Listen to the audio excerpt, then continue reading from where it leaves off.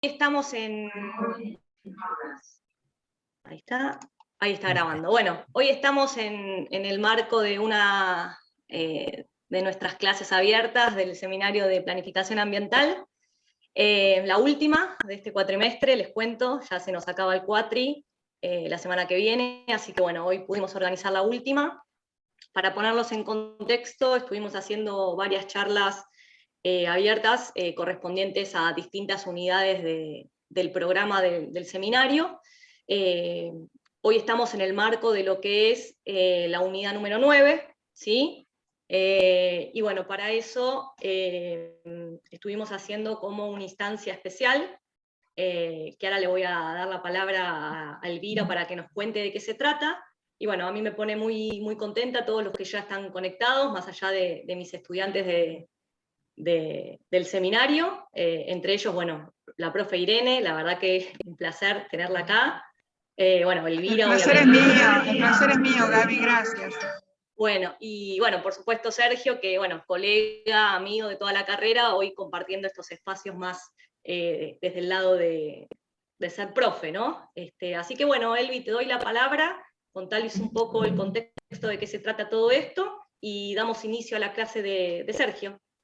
Exacto, bueno, en primer lugar, bueno, bienvenidos y bienvenidas, y bueno, muchísimas gracias, acá la profesora Gaby Migali, que siempre está ahí, siempre levantando la mano y para ofrecer clases abiertas, que nosotros precisamente las promocionamos en nuestras redes y todos nuestros contactos, bueno, para mostrar qué hacemos en geografía, cómo son las clases de geografía, y esta particularmente fue elegida también en un proyecto compartido con filo y secundarios, ¿sí? Que se encargan, ¿no? de ayudarnos a llegar a la escuela media. Así que bueno, espero que haya gente por ahí, y si no, no se hagan problema, porque precisamente queda grabado, y después nos encargamos de hacérselo llegar para que los y las estudiantes de la escuela media puedan después también trabajar con estos contenidos. Así que bueno, muchísimas gracias a Gaby y a Sergio, que nos da esta clase invitada. Y bueno, y como siempre, espacios abiertos donde además de nosotros de GeoUBA también participan colegas de otras universidades también. Así que bueno, una maravilla. Bueno, genial. Gracias, Elvi, por tus palabras, como siempre, estando presente y acompañándonos en todas estas locuras que están buenísimas. Nada, yo quiero ver, Ser, si vos querés hacer una dinámica de que presentás todo y después podemos debatir o hablar, o te pueden interrumpir los chicos. Bueno, eso lo dejo a como más te gusta, digamos, pero lo importante es que hagamos algo, una dinámica interactiva, y que, bueno, podamos participar. Es un espacio para aprender y disfrutar, ¿no? Así que todas las preguntas son válidas, todos los comentarios son válidos, así que bueno, adelante, Sergio. Bueno, hola a todos, todas, todes que están presentes y que están participando en esta clase abierta que estamos haciendo desde la carrera de Geografía, desde el Seminario de Planificación Ambiental de Gaby, pero también está abierta a la comunidad, con lo cual eso implica que tenemos como un perfil de alumnos de participantes bastante variado, ¿no? Entonces, eso va a estar un poco plasmado en la presentación, y quería agradecer también a Gaby siempre por el espacio, por invitarme. Como ella decía, somos colegas, pero más allá de eso somos amigos, y venimos laburando y compartiendo estas instancias desde hace un montón de tiempo. Y yo ahora les voy a empezar a compartir mi pantalla. Ahí me van diciendo si la están viendo. Estarían viendo ahí el primer slide que sería la carátula. Ahí se ve la carátula, Ser. Perfecto, bien. Yo les comento un poco mi inscripción profesional. Yo soy geógrafo de acá de la UBA, de esta casa de estudio. Tengo una maestría en políticas ambientales y territoriales. Soy investigador del PIRMA, del Programa de Investigaciones en recursos naturales y ambiente, y esta clase que le vamos a presentar el día de hoy, como que se deriva de mi investigación de maestría, y actualmente yo estoy avanzando y profundizando esta línea de investigación en mi tesis de doctorado, o en mis estudios de doctorado, que actualmente estoy en ese proceso de escritura. Entonces, la propuesta que les traemos es pensar en relación a la planificación ambiental urbana, y ver si en el contexto de ámbitos urbanos, como puede ser el conurbano bonaerense, se puede pensar en políticas de conservación. Y vamos a trabajar con el caso de la Laguna de Rocha, que fui mi referente empírico de la maestría, ¿no? Entonces, acá voy a poner esta segunda slide, y yo quiero ahora hacer como una intervención más interactiva con todos y todas y todos los que están participando, para que me digan, o para que me vayan comentando, y yo voy a ir anotando acá, qué ideas se le vienen a la mente cuando pensamos en políticas de conservación, ¿sí? ¿Qué se les viene a la cabeza? Para ver cómo eso después nosotros vamos a ir recuperando, o qué va apareciendo a lo largo del desarrollo de la presentación. Educación. ¿Cómo? Educación. Educación, bien. ¿Qué más?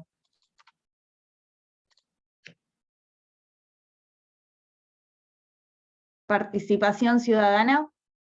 Bien. ¿Qué más? Desarrollo sustentable. Desarrollo sustentable. Bien, ¿qué más? Aquí en el chat, Betania puso biodiversidad. Biodiversidad. Bien. Yo te digo bienes ambientales en vez de recursos naturales, como lo llamamos en exactas. Bien. Bienes ambientales. Servicios ambientales también. Servicios ambientales. Bien, ahí me comí una T. Bien. ¿Alguien más? Santi escribió en el chat patrimonialismo. O sea, Patrimonialismo. Y Patrimonio. Mariano, preservación de vías hídricas, arroyos. O sea, preservación de recursos hídricos. No sé si te va ecología también. Bueno, ahí va. Recursos, bien. Ecología. Vamos a modificarlo acá. Teniendo en cuenta, Guille, ahí que comentaste. Responsabilidad ambiental. Ahí va. Bien. Podemos poner planificación, ya que estamos en este seminario. Dale. Uso del suelo también podría ir, ¿no? Usos de suelo. Bueno. Modificar usos de suelo. Bueno, como ven, empiezan a aparecer como un abanico de conceptos o de nociones, no sé si de conceptos, pero de nociones, de ideas, en torno a lo que empieza en función de lo que se puede pensar en políticas de conservación. Quizás algunas ideas están más traídas desde el ámbito de la ecología, ¿sí? O de las ciencias ambientales, y también, por lo que empieza a aparecer acá, también hay como algunas ideas que vienen del lado de la planificación, quizás algunas cositas del urbanismo, y a mí lo que me interesa ver es cómo este pantallazo así bastante variadito que fue saliendo ahora en esta interacción, si aparecen o no, y en caso de que lo hagan, cómo aparecen a lo largo de la presentación que vamos a ver a continuación, a lo largo de la exposición mía. Entonces, yo ahora quiero compartirles mi pantalla entera. Ahí lo están viendo entera, ¿verdad? Y quiero poner el puntero de hacer. Sí, ahí correcto. Estamos. Bien, entonces simplemente yo acá lo que presento es el índice que va a tener la presentación, y lo que a mí me interesaba traerles también a los chicos y a las chicas del seminario es, además de los contenidos, es como pensar instrumentos o estrategias metodológicas para el momento que ustedes, no solo ahora en el momento de armado de la monografía del seminario, sino para cuando vayan a hacer algún tipo de investigación o algún tipo de laburo profesional, tener como herramientas o estrategias para poder pensar. Así que, más allá de los contenidos, y también les voy a presentar como una batería de instrumentos para que conozcan, para que vean cómo los podemos implementar, y también, por otra parte, va a haber como una cuestión del desarrollo de los contenidos más conceptuales teóricos, que también los adapté un poco para los chicos y las chicas que por ahí estén en la educación secundaria o media todavía, para que no sea como muy lejano lo que estamos comentando, o lo que voy a comentar ahora en esta presentación. Entonces, por una parte, vamos a trabajar desde la cuestión del riesgo de desastre, desde la teoría social del riesgo, que es un poco el marco donde se inscribe en todas las investigaciones que desarrollamos desde el PIRMA. Y ahí voy a desarrollar algunas cuestiones bastante simplificadas de cómo se desarrolla en el tiempo un desastre, algunas cuestiones sobre la conservación de la naturaleza en el conurbano, y voy a trabajar específicamente con la cuestión de los humedales, y después voy a traer el referente empírico, es decir, mi caso de estudio, o el caso de estudio que les propongo, inscripto dentro de la cuenca media o de la cuenca Matanza-Riachuelos. Después vamos a hacer una caracterización de suelos, después vamos a pasar a un análisis del caso aplicando las dimensiones del riesgo, que particularmente vamos a trabajar con riesgo ambiental, y vamos a trabajar cada una de esas dimensiones tomando como otro referente que está dentro de una reserva, y ahí viene la cuestión de las paradojas, cómo pensar políticas de conservación en áreas protegidas, que en su interior tiene un asentamiento informal. Vamos a ver la emergencia de conflictos ambientales urbanos, y finalmente pensando algunas cuestiones sobre la planificación urbana, ambiental, y pensando también medidas de mitigación, ¿sí? Y finalmente les voy a presentar la bibliografía, algo de la bibliografía que utilicé para armar la presentación. Entonces, acá viene el primer slide, que vamos a trabajar con el concepto de riesgo de desastre, que nosotros trabajamos desde la teoría, o particularmente esta presentación está encuadrada desde la teoría social del riesgo, en donde lo que vamos a empezar a ver, a diferencia de estudios que tradicionalmente se venían haciendo en la cuestión de riesgo, donde se ponía mucho énfasis en el desastre y en el evento físico, o el evento del medio físico, en torno de variable explicativa de ese desastre en sí mismo, la teoría del riesgo lo que propone es empezar a fijarnos en otra de las variables que tiene que ver con la configuración social de las localidades, las comunidades o las ciudades que están siendo sujetos de esos eventos, y pasar el foco de atención no tanto en el desastre, sino en los riesgos, es decir, cómo se van configurando esas condiciones que van a incidir en el impacto de esos eventos sobre la sociedad, ¿sí? Y básicamente el riesgo lo entendemos como una probabilidad de daños con pérdidas de cara a futuro, y lo que les decía anteriormente, ¿no?, que se basa sobre condiciones de una sociedad y que se va construyendo en el cotidiano y en una aparente normalidad. Y esto quiere dar cuenta de que es un proceso que se construye socialmente en el cotidiano y en nuestras prácticas diarias, y no se debe a un evento excepcional, a una cuestión, o una mirada más catastrofista, o generalmente también, ¿no?, la voluntad de Dios, o no sé, podemos pensarlo, que muchas veces los vamos a poder escuchar, sobre todo en los políticos, sobre la magnitud de excepcionalidad que implican muchos eventos del medio físico en el contexto de cambio climático, como la sequía, podemos pensar en la bajante del Paraná, o las inundaciones extraordinarias, etc. Y cuando hablamos de riesgo, vamos a ver que tenemos una multiplicidad de riesgos, ¿no? Yo acá les puse algún ejemplo: el riesgo volcánico, riesgo pandémico, riesgo de inundación, riesgo ambiental, entre tantos otros. Acá yo simplemente les marco con verde sobre el que vamos a trabajar, ¿sí? Que es el riesgo ambiental, y ahí voy a empezar a desglosar brevemente algunas dimensiones que trabajamos desde el riesgo, ¿sí? Está esta ecuación bastante conocida, que el riesgo es el peligro por la vulnerabilidad, me estaría dando ese valor de riesgo. Nosotros trabajamos con la idea de peligrosidad y no ya de peligro o amenaza, entendiendo que es la sociedad la que le va a atribuir el potencial de peligro a ese evento del medio físico. Es decir, el evento por sí mismo no representa un peligro, sino en tanto y en cuanto está atravesado por una valoración de una comunidad, un grupo, una actividad humana, puede ser una actividad agropecuaria u otro tipo de actividad.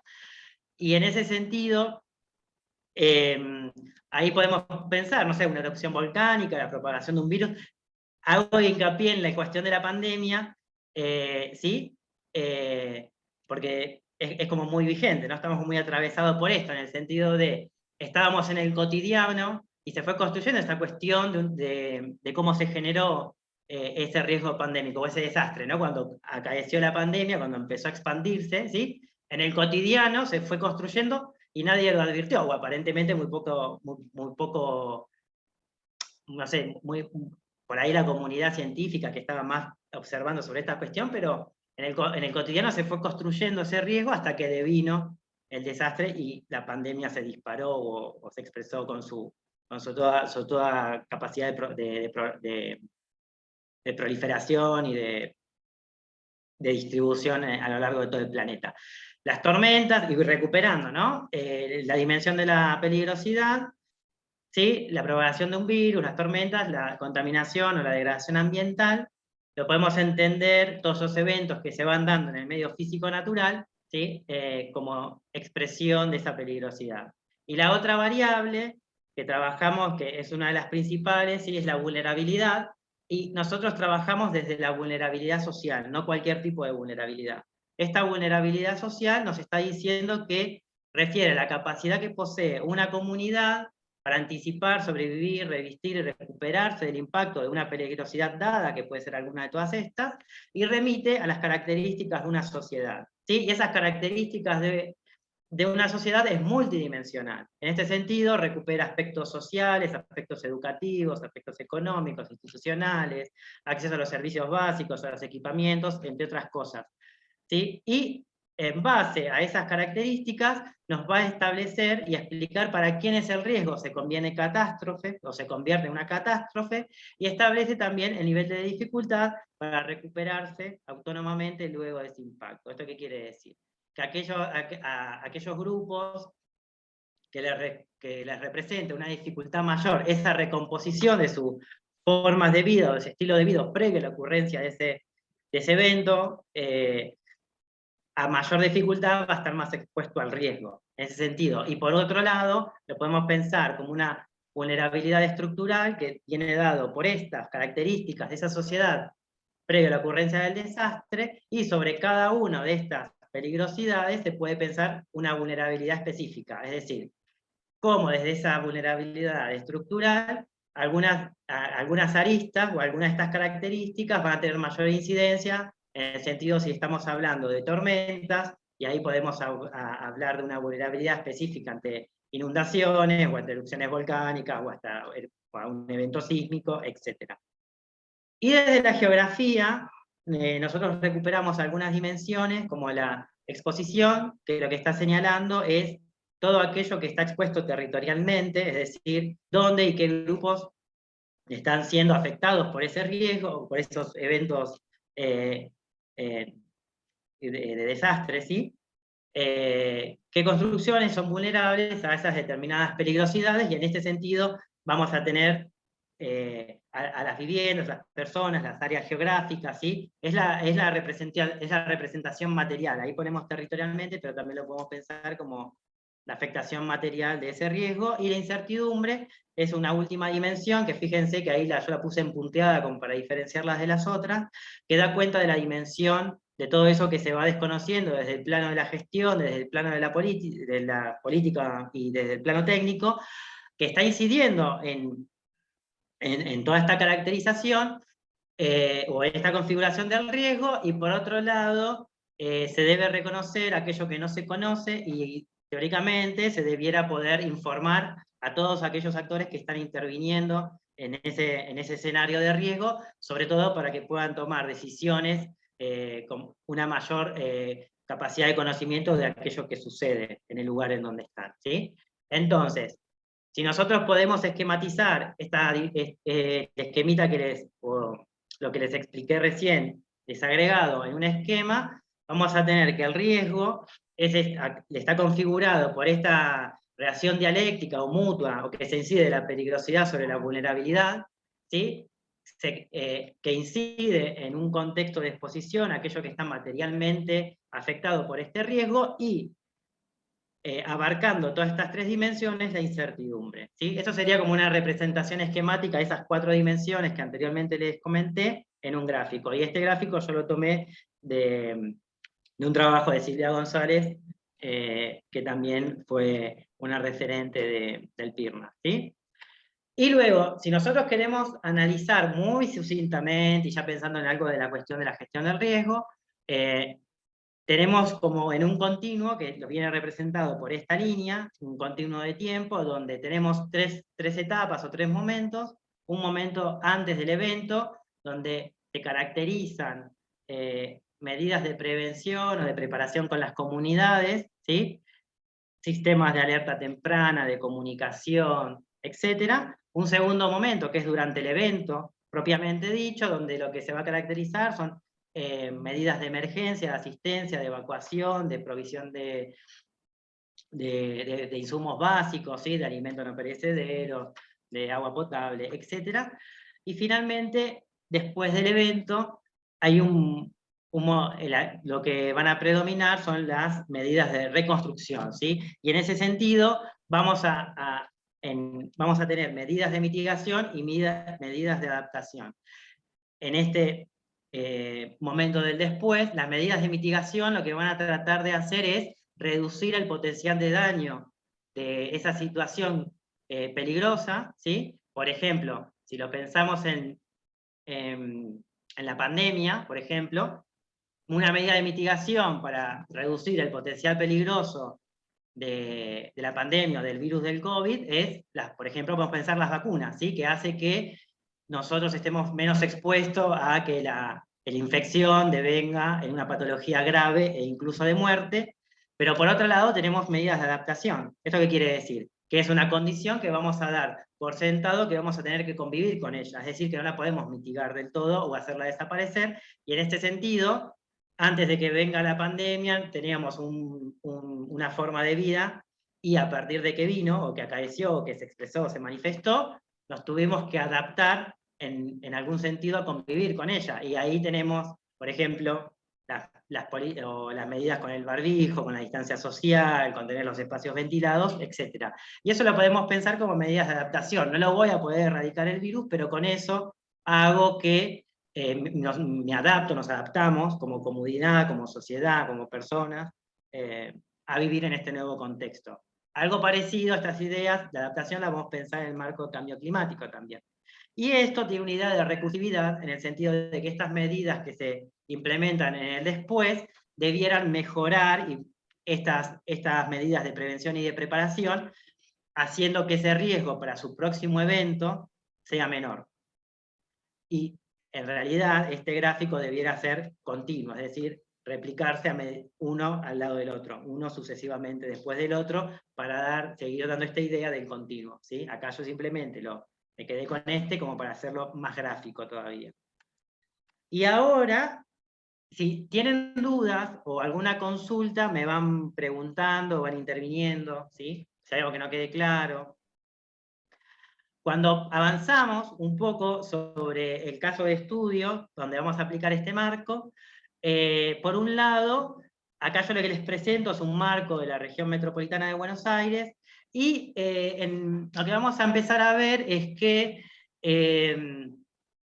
las políticas de conservación o esas tierras remanentes que fueron quedando en el proceso de urbanización de la ciudad, se caracterizan por ser áreas inundables, teniendo en consideración que nos ubicamos por un lado en el sector terminal de la Cuenca del Plata, donde podemos pensarlo que hay como un superávit hídrico si lo pensamos con otras partes del país donde lo que prevalece es un déficit hídrico. Podemos pensar en toda la diagonal árida, Cuyo, la estepa patagónica, etc. Entonces, ¿qué es un humedal? Una definición bastante simple es que se caracterizan por ambientes donde están permanente o temporariamente cubiertos por agua superficial o subsuperficial, es decir, por debajo de la superficie. Y que además tienen unas formas de vida, una biodiversidad adaptadas a esas condiciones hídricas. Esos suelos además presentan rasgos de hidromorfismo, pero sobre todo esos humedales es como una interfase entre los ecosistemas acuáticos y los ecosistemas terrestres, pero que tienen rasgos que les son propios. Y eso es lo que los diferencia, ¿sí? ¿Y por qué son importantes estos humedales para la ciudad? Porque le van a proveer servicios ambientales. ¿Sí? Estos servicios ambientales, yo no voy a entrar a desglosar cada uno de esos servicios, pero sí tenemos servicios de regulación hídrica, de regulación biogeoquímica y servicios ecológicos en términos de provisión de hábitat, etc.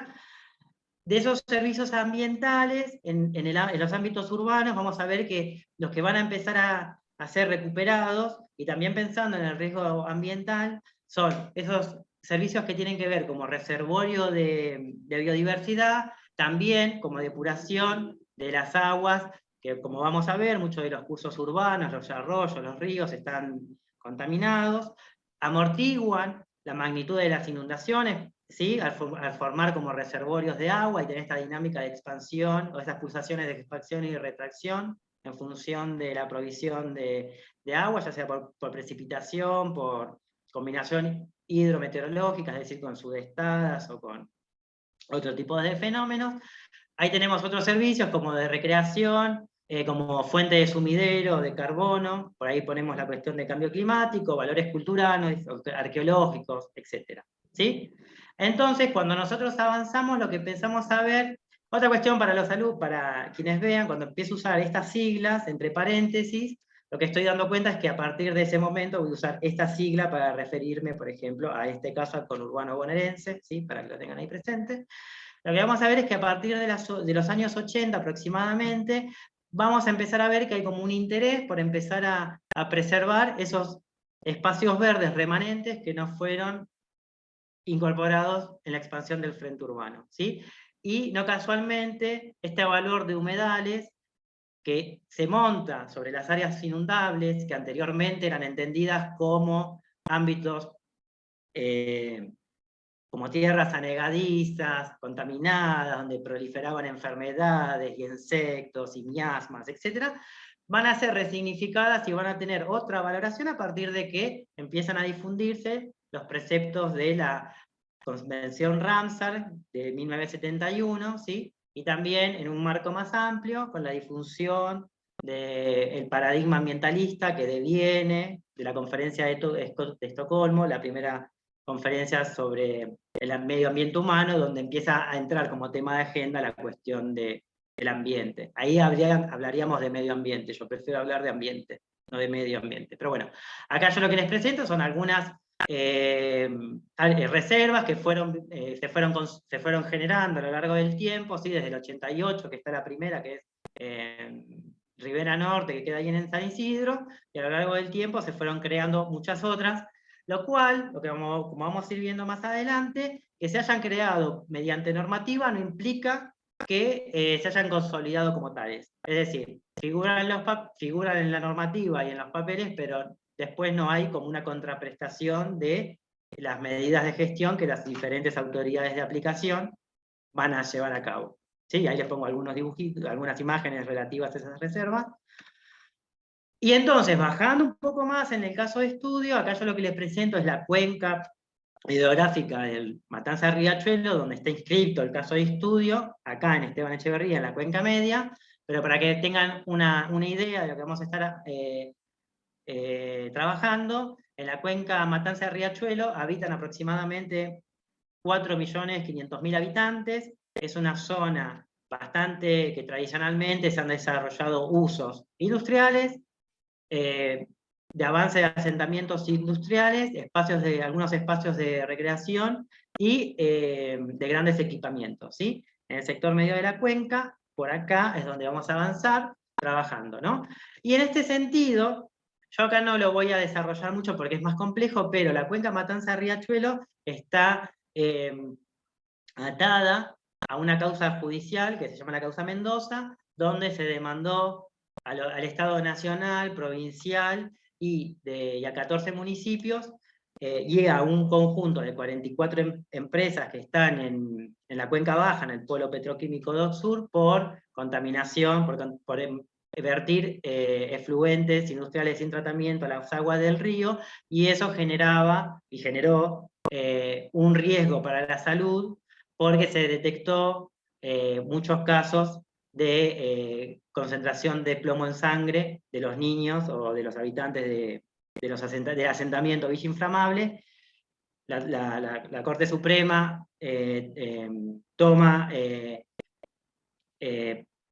acepta la causa, falla, crea, y dentro de ese fallo lo que manda es a recomponer ambientalmente la cuenca, y en el marco, y crea la CUMAR, y en la CUMAR tiene un plan de 14 líneas de acción, que es el Plan Integral de Saneamiento Ambiental, en el cual se va a reconfigurar el trabajo de la cuenca en términos de ese saneamiento, que se traduce en dos políticas que son las que más se desarrollaron, que una es la liberación del camino de Sirga, es decir, 100 metros a las márgenes del riachuelo y del río Matanza, y la recomposición ambiental de la cuenca.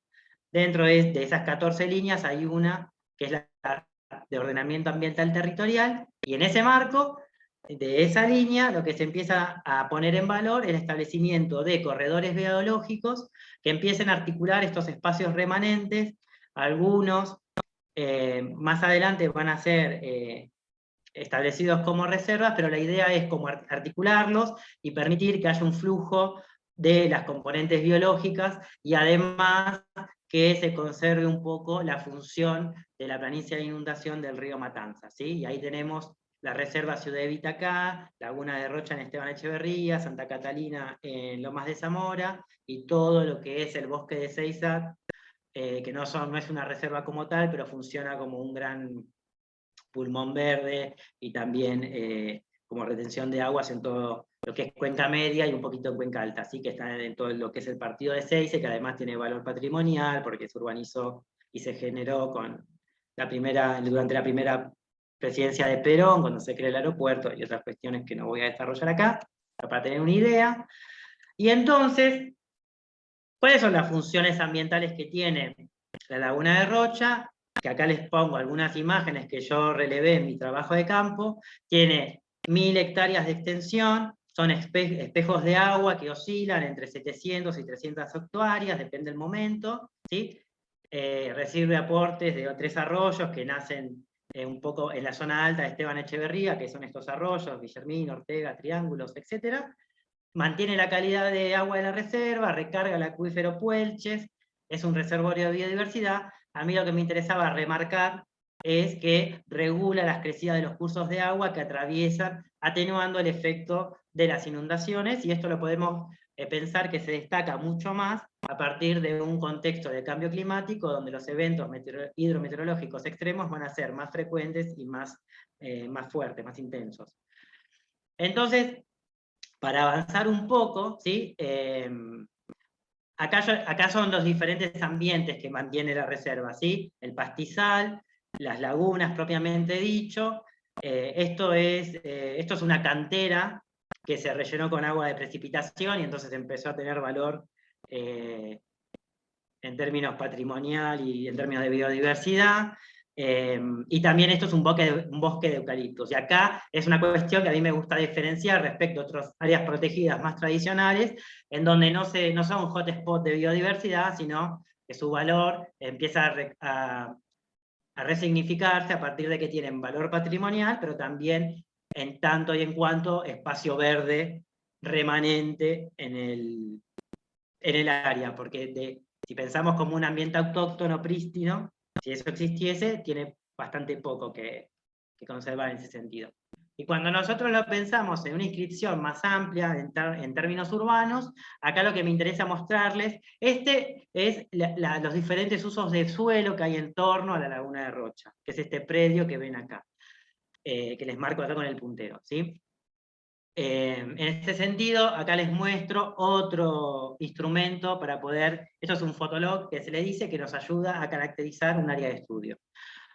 La Laguna de Rocha está dentro de la localidad de 9 de Abril, que se caracteriza por ser un distrito industrial logístico. Acá les muestro, ¿sí? ¿Por qué? Porque tiene acceso a la autopista Richeri, a la autopista Cañuelas-La Plata, por el camino de cintura, y entonces se puede acceder rápidamente al centro de la ciudad, a los puertos, y es estratégica su posición para distribuir. Por eso muchos centros logísticos de supermercados y de otro tipo de empresas se radican acá, ¿sí? Ahí, este es un parque logístico, ¿sí? Hay muchos predios de obras sociales, que esto se fue generando durante la primera presidencia de Perón, pero hay, bueno, eran infraestructuras de grandes dimensiones. Este área, que es la laguna de Rocha, propiamente, es un sistema de lagunas, ¿no? Acá les grafico con una, pero este uso destinado a la recreación o a la conservación. Esto es el asentamiento 9 de enero, que está dentro de la laguna, o dentro de lo que devino reserva, ¿sí? Es un uso de residencial informal. Después tenemos un barrio cerrado, como vemos acá, que es el barrio Miraflores de Monte Grande, que no está dentro de lo que se devino como reserva, pero está ahí en proximidades. Tenemos también en lo que es acá hay un destacamento policial que en algún momento funcionó como centro clandestino de detención. También tiene el hogar escuela Odita, que funciona como una escuela primaria y secundaria, pero tiene valor patrimonial, porque fue generado por la Fundación Eva Perón durante la primera presidencia de Perón, y además acá funcionaba la oficina del guardaparque del OPS. Hay muchos equipamientos destinados a ámbitos deportivos, ¿sí? Acá hay un predio muy grande de la Secretaría de Deportes de la Nación. Este es un predio que está en conflicto, que se cedió a Racing Club, que estuvo alcanzado por la figura de reserva y luego se lo quitó. Esto es un patrimonio arquitectónico que es Transradio Internacional, que a partir de ahí se transmitieron las primeras ondas de radio en todo lo que es la ciudad, y este es el río Matanza rectificado, ¿sí? Que pasa por acá, que es esto. Fíjense, es un hilito de agua que debe tener 1 metro, 1,5 metros de profundidad. Esto es el asentamiento Barrio Sarmiento, que es esto que está aquí, ¿sí? Para que ustedes tengan una idea de lo que es este río, ¿sí? El río Matanza. Y este es el rectificado, y hay otro sector que acá no está representado, que es el no rectificado, que viene más por acá, que no está en la imagen. Entonces, sintéticamente, acá hago un repaso de todos los usos de suelo que vamos viendo, que están todos como muy superpuestos, y esto lo que va a generar son tensiones, ¿sí? Donde van interviniendo actores del sector público, privado y social, y de la sociedad civil, con intereses contrapuestos. Y acá yo lo que les marco, en mi trabajo de investigación, yo lo que pude detectar son 13 eventos de inundaciones de índole catastróficas. Acá hay una referencia del 67, que fue una inundación muy grande, y esta es una del 2012, dentro de los asentamientos.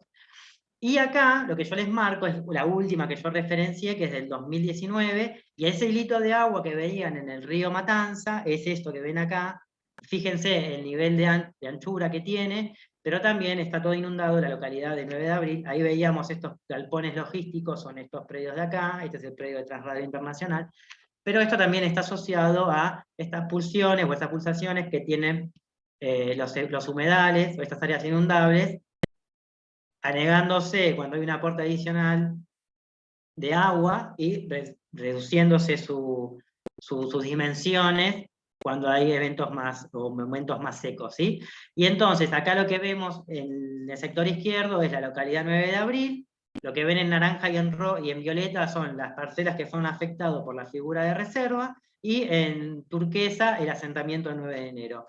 Y lo que sucede es que ese riesgo de inundación además se amplifica porque son aguas que tienen presencia de metales pesados y coliformes totales, como la Escherichia coli, que lo que está dando cuenta de que hay vertidos de residuos o de fluentes domiciliarios sin tratamiento. Porque toda la localidad de 9 de abril no tiene ni sistema de cloaca ni de agua por red, entonces se descargan pozos ciegos, y muchos de los asentamientos derivan los efluentes y de las empresas también sobre las lagunas y los arroyos circundantes. Entonces, cuando nosotros empezamos a analizar el otro referente, que es el barrio 9 de enero, acá son algunas imágenes que yo traje de mi trabajo de campo. Hay un relevamiento que se hizo en el 2011 de la Universidad de Avellaneda, donde nos decía que aproximadamente residen 2.100 personas, 476 viviendas y 4.481 hogares, y es presumible que esto haya avanzado porque es la única referencia que hay. Después de 10 años, cuando vemos cómo fue creciendo el límite físico del asentamiento desde principios de los 2000 hasta la última referencia que yo pude identificar, que es del 2017, vemos cómo constantemente va creciendo sobre las tierras de la reserva y de la laguna, rellenándolas y autoconstruyendo las viviendas por encima de esos rellenos. Y hay que decir, que lo vamos a ver más para acá, cómo nos puede ayudar un poco otro instrumento, los mapas de riesgo ambiental, para poder aproximarnos, ¿sí?, a estas cuestiones. Acá yo lo que les presento son los mapas de riesgo ambiental que tiene desarrollada lo que es la CUMAR, donde ellos hacen una semaforización, donde los colores más verdes, a partir de lo que son los radios censales, los colores verdes son las áreas que tienen un riesgo bajo, las áreas amarillas un riesgo medio bajo, las anaranjadas un riesgo medio alto, y las rojas un riesgo alto. Entonces, a medida que nosotros trabajamos con una escala con mayor nivel de detalle, vamos a empezar a ver que, por ejemplo, me voy para atrás, por acá está lo que es la laguna de Rocha, que es este bañado o esta referencia que está acá.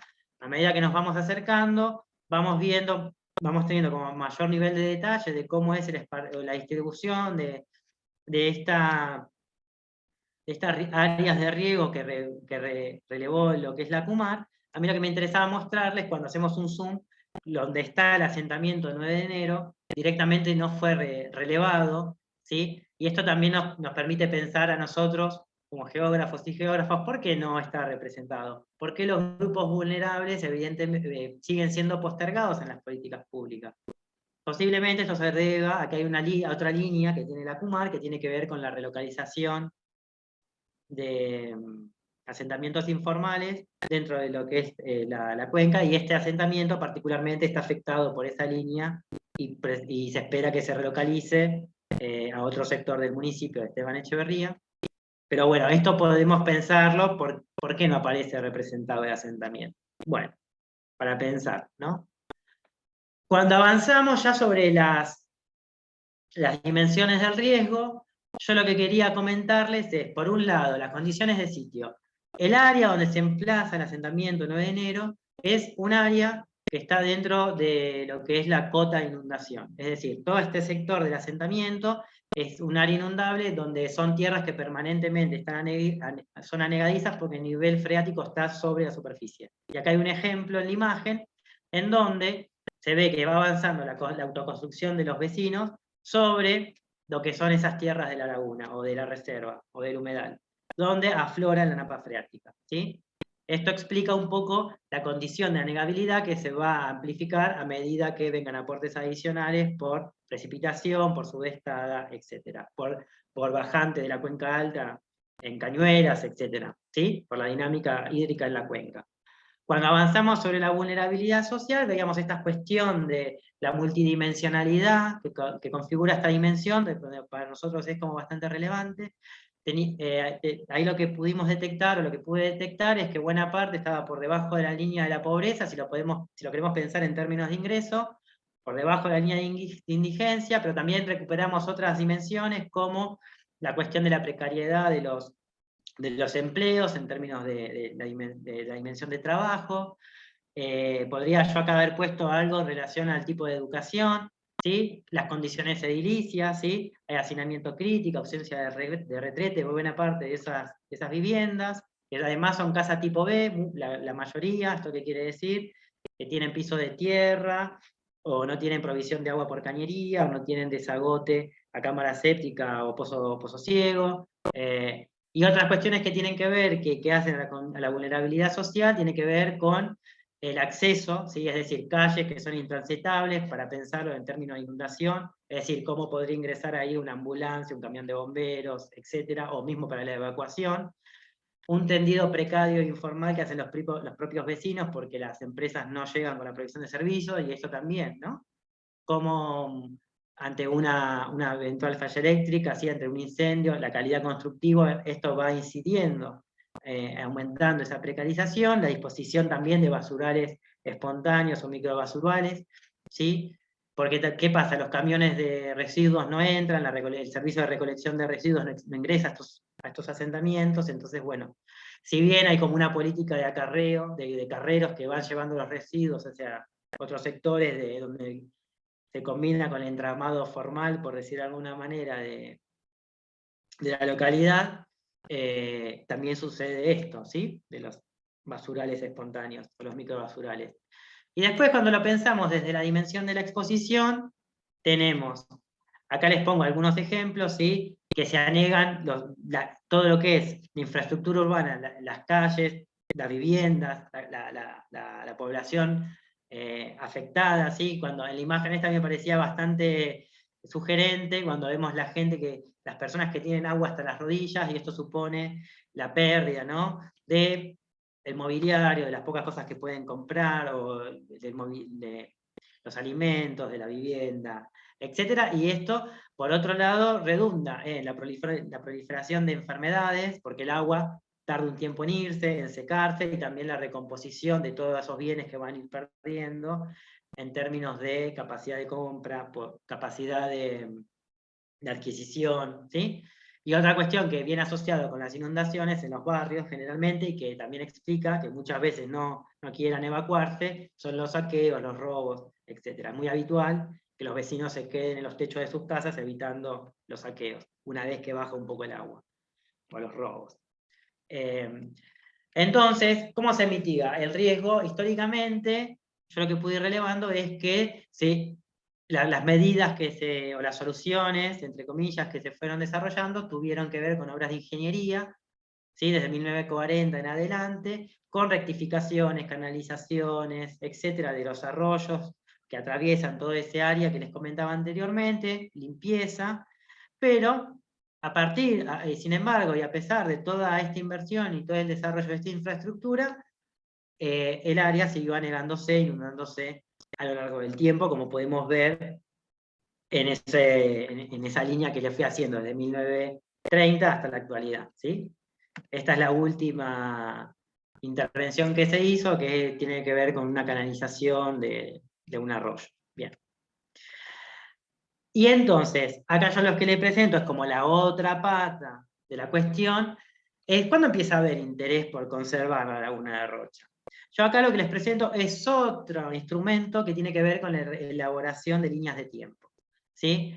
Esto es una línea de tiempo en donde el primer antecedente está en 1995, donde docentes de Joaquín B. González, docentes de biología, hacen un estudio de eutroficación en la laguna de Rocha y comprueban que estaba eutroficada porque algunos barrios tiraban ahí, o vertían allí, sus residuos domiciliarios sin tratamiento.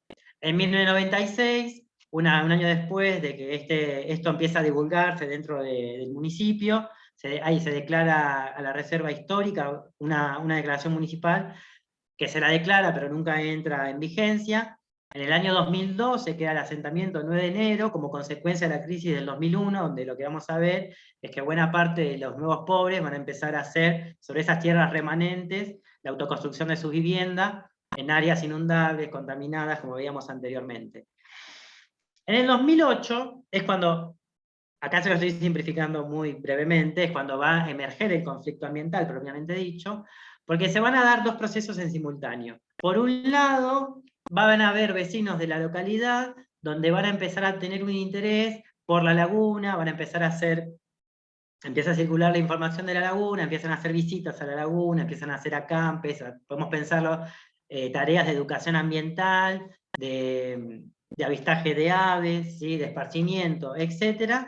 Y en paralelo, estas tierras de la reserva, buena parte de esas tierras eran nacionales y otra parte de esas tierras son de desarrolladores inmobiliarios. En 2008 se toma estado público de que se iba a avanzar con la construcción de un polo logístico sobre buena parte de esas tierras del humedal, que es este mapita que les muestro acá, y cuando tomó estado público de esta iniciativa, estos movimientos ambientales, que son vecinos los movimientos ambientalistas, no son grandes ONG como Greenpeace o como FARM, con capacidad de gestión, de financiamiento, de lobby político, sino son los vecinos que se autoorganizan en defensa de su identidad local, de esos lugares donde desarrollan tareas o actividades, ¿sí?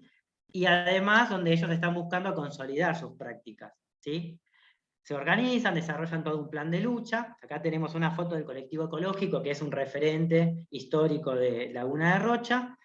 Finalmente, esta medida, por la lucha de los vecinos, ¿sí? ¿Por qué? Porque empiezan a articular con referentes políticos, empiezan a hacer movilizaciones, marchas, acampes, lo difunden en los medios de comunicación, articulan con otras organizaciones de la cuenca, como la FARC, entre otras. Se torna muy impopular la medida, y la ordenanza que habilitaba este tipo de construcción, rezonificando buena parte de estas áreas dedicadas al esparcimiento, como la habían rezonificado como zona industrial 1, se deroga y se destina a la conservación, digamos. Finalmente, en 2012, y acá lo que hay que comentar, lo que se empieza a detectar es esto, que buena parte de estas tierras van a comenzar lo que van a empezar a detectar es que estaban siendo loteadas mismo por el municipio con algunos desarrolladores inmobiliarios locales para loteo de vivienda popular. Lo que pasa es que previamente se había creado en el 2012 como movimiento, como resistencia del plan de lucha de los vecinos y articulación con referentes políticos del municipio y de la provincia, se declara la ley de reserva, ¿sí? La 14.488, que depende de la provincia de Buenos Aires, y la autoridad de aplicación es el Organismo Provincial de Desarrollo Sostenible. Sin embargo, lo que va a pasar es que al devenir la causa Mendoza y el fallo de la Corte Suprema y la CUMAR lo que va a instar a las autoridades municipales es a que a lo largo de a partir de este momento, le va a indicar al municipio qué va a pasar. Sucintamente, las organizaciones articulan con el Defensor del Pueblo de la Nación, que es una organización civil que forma parte del cuerpo colegiado de la CUMAR, que regula las políticas que se llevan a cabo en los municipios y en el marco de la cuenca. El Defensor del Pueblo presenta recursos en la justicia, y la justicia siempre va fallando con que se pare con las innovaciones, es decir, que se vuelva al estado previo, apelando a la Ley General de Ambiente, a esos principios preventorio y precautorio. Entonces, estas medidas todo el tiempo van a ser revertidas por fallos de la justicia, y finalmente, en el marco de esta revalorización de los humedales, en el marco de la cuenca, traccionado por la Corte Suprema, por el cuerpo colegiado y sus organismos y los vecinos, se declara la Laguna de Rocha como reserva.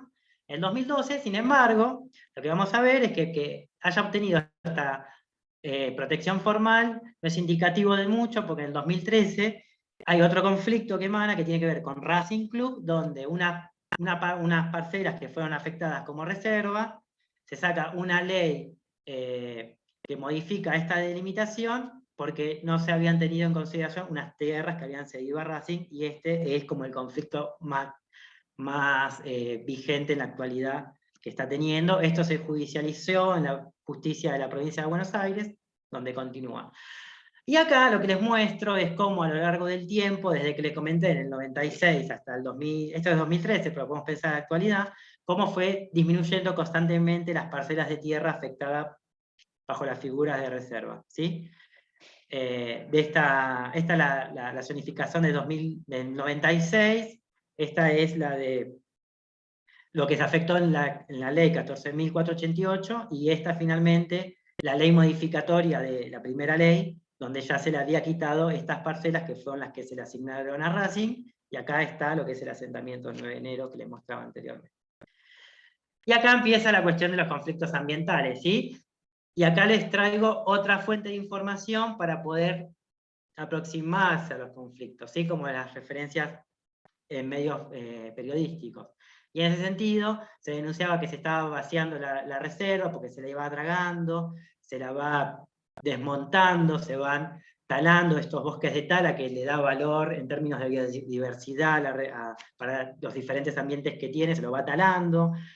Se continúan con el vertido de sustancias contaminantes de las industrias de Esteban Echeverría, y hacen que los arroyos se tiñan de rojo, ¿sí? Acá hay una imagen. Los incendios intencionales sobre los pastizales, para poder, los incendios y también los rellenados y los dragados, ¿no? Para continuar con la expansión de diferentes usos urbanos sobre esas tierras. Proliferan los basurales a cielo abierto, y esto ya estamos dentro de lo que es la reserva. Esto es en las canteras, ¿sí? Hay diferentes puntos dentro de la reserva que funcionan como microbasurales, ahí les traigo algunas imágenes. Y finalmente, acá lo que vemos es algo del conflicto anteriormente, la cartelería del loteo de las chacras dentro de la reserva, ¿sí? Esta era propiciada por el propio municipio y esta era por una inmobiliaria de la localidad. Y acá también lo que vamos viendo es como otros privados.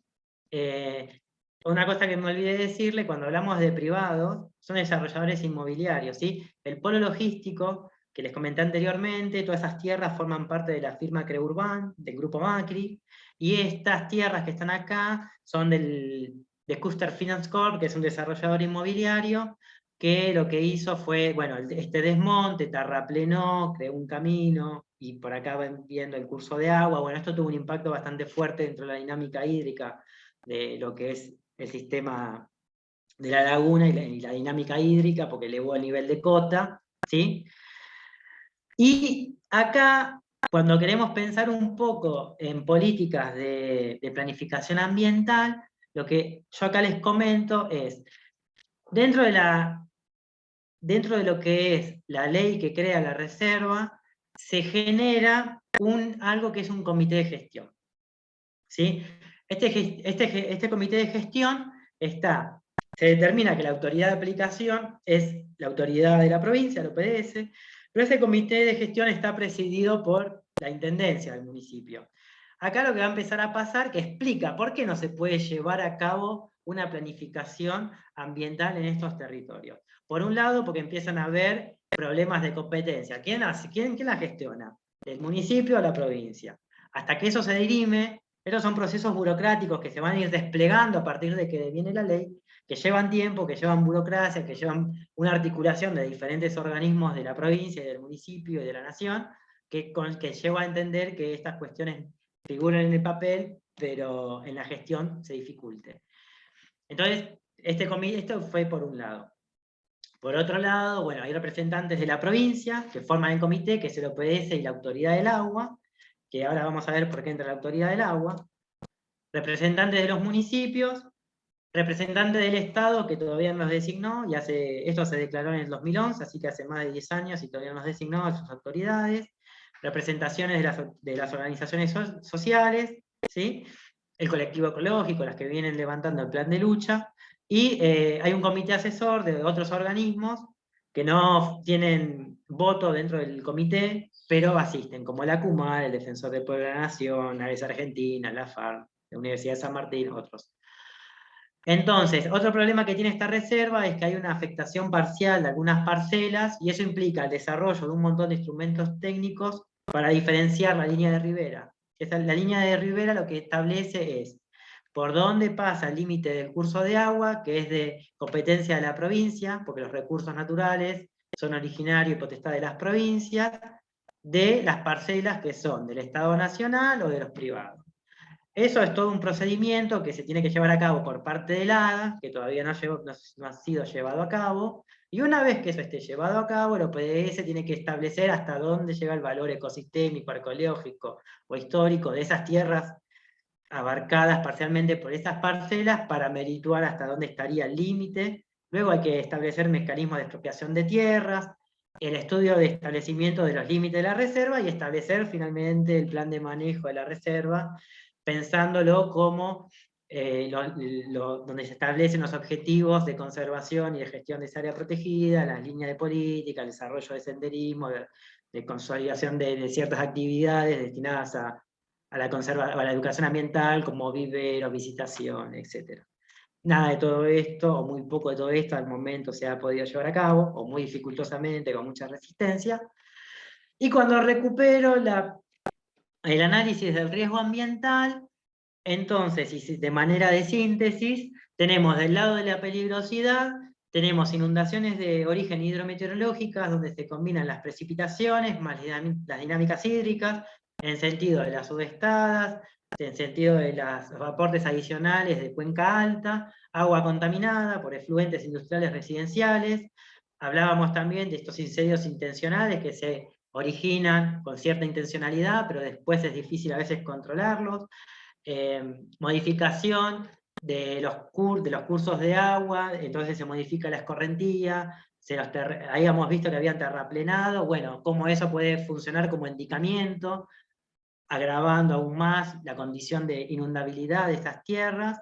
Del lado de la vulnerabilidad social tenemos que están asentados sobre la llanura de inundación del río Matanza, que ya de por sí es un área negadiza, porque responde un poco a estas pulsiones o estas pulsaciones que tiene el funcionamiento propiamente de ella, ¿no? Estas cuestiones de que se expande y se retrotraen los cuerpos lagunares a medida que hay aportes o se quita parte de ese exceso hídrico, ¿sí? Condiciones socioeconómicas de las poblaciones, como vimos anteriormente, ocupación de hecho, es decir, no ha habido una política de ordenamiento territorial ni de planificación urbana dentro de lo que es la localidad 9 de Abril. Yo no avancé mucho de eso, pero esa localidad generalmente fue avanzando de hecho, es decir, se fueron consolidando usos de suelo de hecho y no como desarrollo de una política planificada y desarrollada a largo plazo, y eso se condice con esta ausencia de políticas públicas, ¿sí? Exposición, ahí hablábamos, los habitantes de toda la localidad de 9 de Abril y del asentamiento de 9 de enero, que es el que a mí me interesó ver en mi caso de estudio, más toda la infraestructura residencial, las obras civiles, las industrias, los centros educativos, de la salud, etc. Y la incertidumbre es cómo todas estas intervenciones que se van haciendo en el territorio van amplificando un poco esto que decía, ¿no? Van terraplenando, la van dragando, bueno, todo eso cómo va incidiendo en la amplificación de las condiciones de riesgo.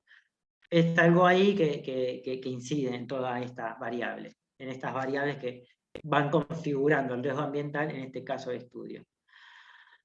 Y entonces yo acá lo que les presento es otro instrumento que es el armado de redes de actores sociales. Yo trabajé con la política de conservación, pero también trabajé con otra línea de política, que es la de relocalización de asentamientos, que yo acá no lo traigo a colación, pero acá yo lo que traté de diferenciar es los diferentes actores intervinientes que estaban en el caso, traté de establecer su inscripción institucional, diferenciando niveles del Estado, con algún color, ¿sí?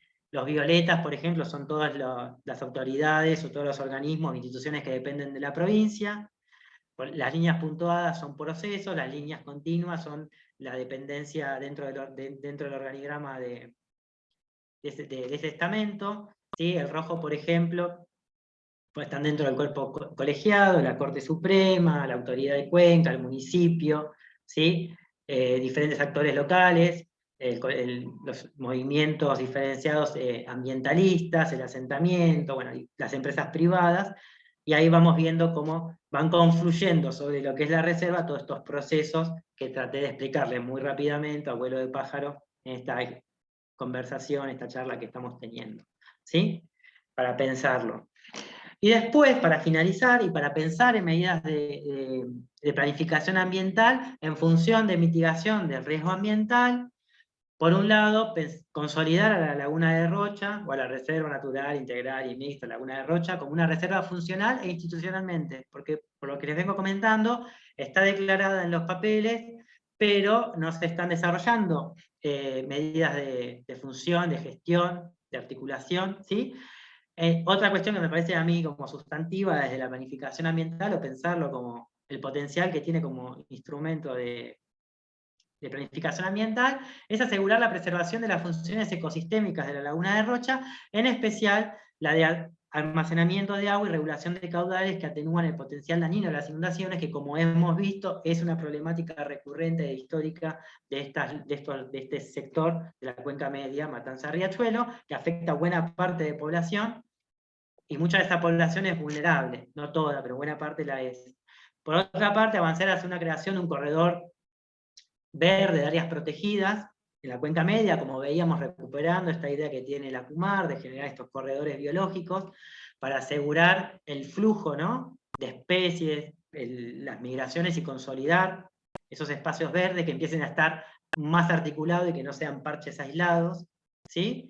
Por otro lado, esto es fundamental, articular los diversos organismos públicos intervinientes, sus múltiples niveles jurisdiccionales, y también entre los diferentes organismos o instituciones dentro de las mismas jurisdicciones. Esto es muy complejo, muchas veces de articular, y esto también a veces da cuenta de lo difícil que es bajar una política pública cuando tenemos 4 niveles de jurisdicción: el municipio, la provincia, la nación y la cuenca. ¿Sí? Muy complejo. Por otro lado, capacitar a los organismos encargados de la gestión de las áreas protegidas en materia de reservas urbanas y dotar de recursos monetarios y humanos para que cumplan con sus funciones. Porque otra cuestión que empieza a aparecer en los organismos públicos que encargados de la gestión de estas áreas protegidas es su desfinanciamiento, por un lado, y por otro lado, con esos escasos recursos que tienen que abrir como todas las políticas o todas las líneas de trabajo que tienen en simultáneo desarrollándose, y por ahí generalmente se aboga por consolidar esas líneas que ya tradicionalmente vienen desarrollando, y estas tienen un nivel de novedad y ¿cómo decir, ¿no? Y que se encuadra muy por fuera de la tradición en las políticas de conservación, y además lo que hemos visto, ¿no? Tiene un nivel de complejidad estos entramados en la trama de relaciones sociales donde están inscritas estas reservas, que por ahí, eso también explica un poco por qué todavía hay renuencia a incorporar en el acervo, y aunque estén incorporadas en el acervo de los organismos, a gestionarlas a conciencia, por decirlo así. Y esto para mí me parece fundamental, y también en una buena parte explica esta renuencia que yo les comentaba anteriormente: desplegar medidas de índole participativa basada en el trabajo conjunto con los vecinos damnificados y de la información que pudieran aportar al recuperar la experiencia del conocimiento adquirido tras haber afrontado y sobrepuesto las frecuentes inundaciones, todo ello para establecer estrategias de preparación, de alerta temprana y de concientización.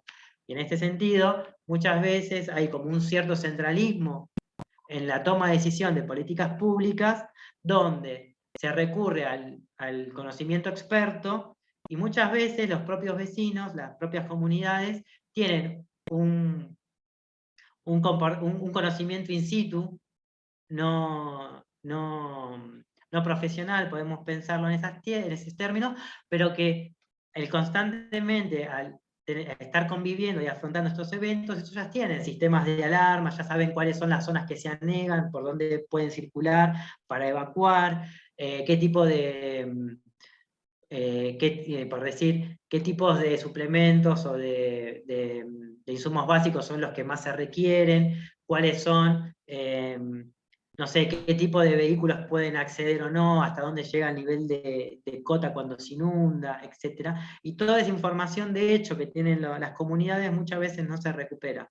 ¿Sí? Muchas veces tienen sistemas informales de comunicación entre los vecinos, donde se van informando, está creciendo. Muchas veces saben a partir de cierta cantidad de tiempo e intensidad de las lluvias que si se va a negar, y entonces empiezan una evacuación, una autoevacuación temprana. Bueno, muchas veces hay renuencia en recuperar esta cuestión desde las políticas o de los políticos, y esto también me parece como muy fundamental, pensando en las políticas de conservación, desarrollar políticas urbanas que tiendan a la planificación territorial, priorizando el acceso a servicios básicos, equipamientos urbanos y condiciones de vida segura para los sectores más vulnerables, a la vez que sean ambientalmente sustentables. Porque muchas veces lo que empieza a pasar es que se plantean términos dicotómicos, es decir, una cosa o la otra, en donde los sectores vulnerables no serían destinatarios de políticas o de de un ambiente sano. Por eso van a vivir a lugares que son contaminados o degradados. Entonces, si voy a mejorar la calidad ambiental de la laguna de Rocha, los tengo que sacar porque me lo contaminan, porque me lo degradan, porque son vistos como una amenaza más desde las políticas tradicionales de conservación.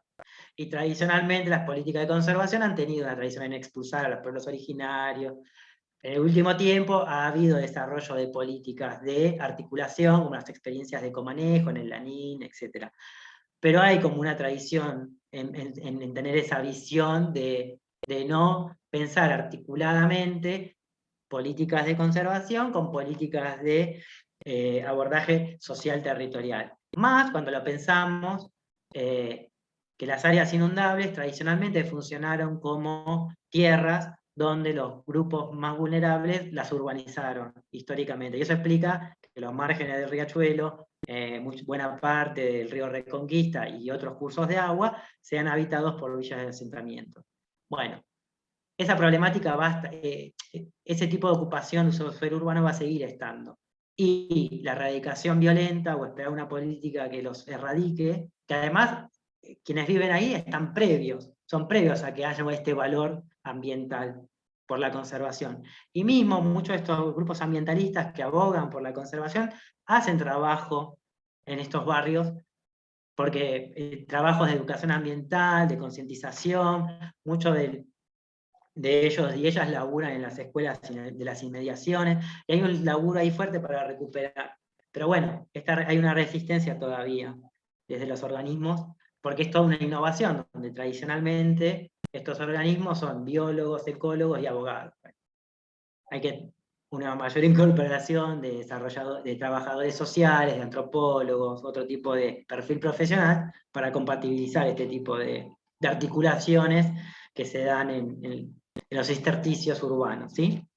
Acá yo les presento alguna bibliografía que trabajé para armar esta presentación, y les agradezco por el tiempo y por la escucha.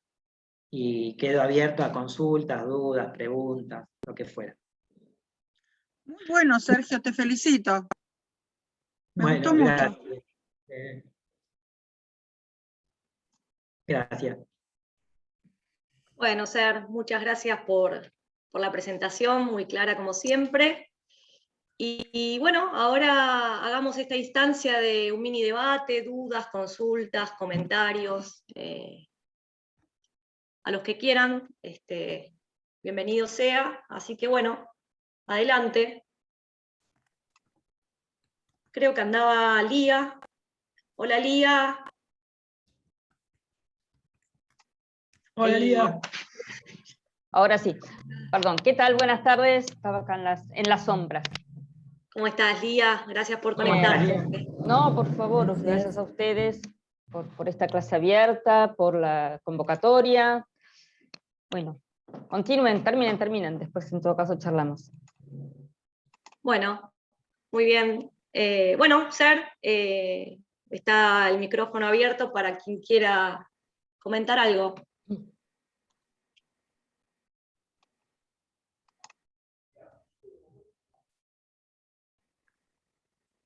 En el chat felicitaciones y, y halagos como siempre, pero anímense, pregunten. Claro, no tengan Comenten. vergüenza. Yo hago una pregunta para romper el hielo. No me acuerdo, Sergio, si al principio cuando mostraste las reservas eran solo las del conurbano, ¿no? Porque ahí, por ejemplo, muy pegadito al conurbano sur está la de la laguna, el lago, lo que le llaman el lago Lugano, mal llamado lago porque en realidad es una laguna. Está pegada al riachuelo en Soldati, pero me parece que pusiste solo las del conurbano, ¿no? No me acuerdo. No, trabajé en esta presentación, trabajé que está la reserva ecológica, en el slide que les presenté, donde había varias, no están todas, pero yo trabajé Cuenca Media. De hecho ahora tengo un artículo que está en publicación, está en prensa, donde yo lo que analicé yo trabajo en realidad con la categoría de aglomerado Gran Buenos Aires, y ahí lo que hice es un análisis de los conflictos ambientales, los actores que entran en el conflicto en las 19 reservas urbanas que hay en el aglomerado. Y ahí trabajo primer y segundo cordón y la ciudad autónoma. Y ahí está, lo que tiene es que trabajo con la reserva ecológica Costanera Sur, Costanera Norte, el Renacer de la Laguna, que está dentro de la Facultad de Agronomía de UBA, que es de 1 hectárea, y lo que tiene la reserva de los lagos de Lugano es que todavía no está declarada formalmente como reserva. Yo no claro, es parque natural. Te digo porque nosotros, nosotros desde el SACTAS hicimos unas balsas de biorremediación, que justo cuando explotó la pandemia se había recuperado bastante. No sé qué pasó durante la pandemia después, porque eso quedó a la vera de Dios, pero hicimos unas balsas de biorremediación con plantas autóctonas muy piola, porque los vecinos se involucraron muchísimo. Y la verdad que fue una pegada, porque tomamos como, digamos, como ejemplo lo que habían hecho con las chinampas en México para recuperar Xochimilco, ¿no? Fue como una inspiración, digamos, y estuvo bueno. Lo que pasa es que en el medio nos agarró la pandemia y no sé qué pasó después. Yo no volví, pero era, sí, parque natural. Había un proyecto en la legislatura para declararlo reserva cuando sacaron todos los asentamientos del Camino de Sirga, pero no sé qué pasó después.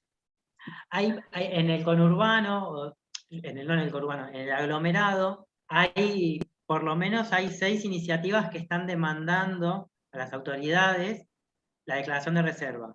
Ahí tenemos en La Ferrere, el Parque Irigoyen en Vicente López, este que vos estás trayendo a colación, la Isla Verde en Morón. Digo, estas tierras remanentes, y por ejemplo, en La Ferrere es un pastizal, no es ni siquiera un humedal, es un pastizal. Entonces, hay como una... ¿Y quiénes son? Son los vecinos que están demandando como esta necesidad de mantener los pocos espacios que no fueron todavía fagocitados por el entramado urbano, podemos decir. Y es esto que vos decís, que está re piola, que pudieron trabajar articuladamente con los vecinos y las vecinas, porque son los que, a diferencia de otras políticas más tradicionales, donde es el Estado que viene y decide, voy a conservar esto, acá son los vecinos que le demandan a los estados y a las jurisdicciones esta conservación. Es un proceso que se gesta de abajo para arriba. Estuvo muy bueno, después nos agarró la pandemia, lástima, pero estuvo muy bueno. Sí, bueno, estaría bueno que, valorar el laburo que vienen haciendo y después si hay como algún material, porque a mí me interesa particularmente para poder leer o revisar. Eso es parte, si no me equivoco, ahora es parte del proyecto del Paseo Ambiental del Sur, que era el CIFA, ¿viste? El Centro de Información Ambiental de la Agencia de Protección Ambiental. No sé cuán involucrado está, sinceramente te digo, y me parece que no demasiado, el gobierno de Rodríguez Larreta en esta historia. Pero como es un proyecto que se presentó en legislatura, y hay gente de todos los partidos ahí, inclusive los vecinos sé que lo movilizaron, y no son precisamente de larretistas, así que por ahí con un poco de suerte sale, no sé. Ay, ojalá, sería necesario, estaría bien. Bien. Bueno, gracias por tu comentario. No, ¿cómo? Un placer. No sé si alguien más quiere comentar algo, preguntar Gracias, algo. Sergio, gracias. No, a vos, sí. Irene, perdón.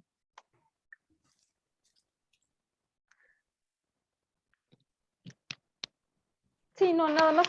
A mí me gustaría acotar, todo esto que estuviste contando como parte de los procesos que se van instalando en las sociedades con los distintos temas o difíciles, o, en este caso, tirando un poco abajo lo que muchas veces hablamos de lo que es la conservación en áreas urbanizadas o en los conurbanos, justamente, donde pareciera que esta idea de conservar, de hacer reservas, tiene que ser en lugares poco modificados, ¿no? Entonces está bueno como primero se instala este tema de que no es los únicos espacios valorados, y después, estudios como el de ustedes que refuerzan esa idea, ¿no? Está bueno pensar en cómo se van instalando estas distintas visiones y concretando en algunos casos concretos, y en otros que, como decían recién, todavía falta, ¿no?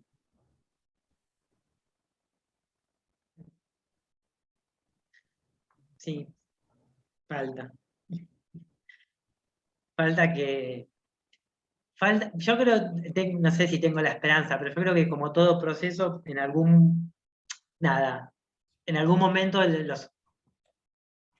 quienes tienen competencias en el asunto de a poco va a ir permeando. Es un proceso, si lo pensamos en términos procesuales, es un proceso relativamente reciente. Entonces, me parece que romper con ciertas sinergias, con ciertas tradiciones, va a llevar un tiempo, pero yo creo que... Porque es un tema también que se viene instalando a nivel supranacional, desde los organismos, esta puesta en valor de estos lugares, estas especies. Hay algunos, por ejemplo, Ramsar baja financiamiento a ciudades que logran clasificar. Bueno, todo eso también va siendo un incentivo para la política en hacer foco en estas cuestiones. Pero sí, indudablemente es algo generacional, pero está bueno que para los estudiantes, los que, los profes más grandes como nosotros, y no sé, si hay más jóvenes ingresantes o casi ingresantes o interesados en ingresar, también creo que está bueno poder mostrar, ¿no? La duración de estos procesos y qué pasos son necesarios, que no es algo de un día para el otro, una decisión de alguien, sino una inserción, una construcción social y cultural, ¿no? Sí. Fíjate que tenés una consulta en el chat Sí. que dice, Adriel, si podés contar hacia dónde está orientado tu trabajo de doctorado. Bien.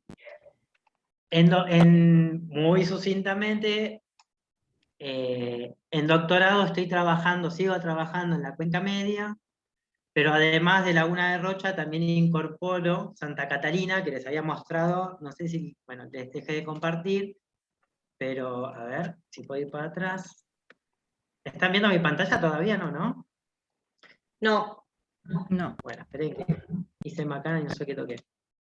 Bueno, lo que estoy tratando de trabajar es ese sector de la Cuenca Media, de lo que es Laguna de Rocha y Santa Catalina, como una unidad de análisis territorial, y lo que estoy tratando de ver ahí, por un lado, es cómo en términos de política pública la cuestión de los humedales empieza a aparecer, en términos de política pública ambiental de conservación, empieza a ser un tema de agenda, y cómo eso va plasmando en la cuestión de las reservas urbanas, y cómo a partir de las infraestructuras verdes y azules que se vienen desarrollando en los últimos tiempos, permiten, o yo estoy pensando cómo permiten reconfigurar el valor sobre los humedales urbanos, o cómo se va montando eso como opción en la gestión, diferenciado de la obra de ingeniería dura, y por otro lado, cómo se territorializan esos conflictos ambientales.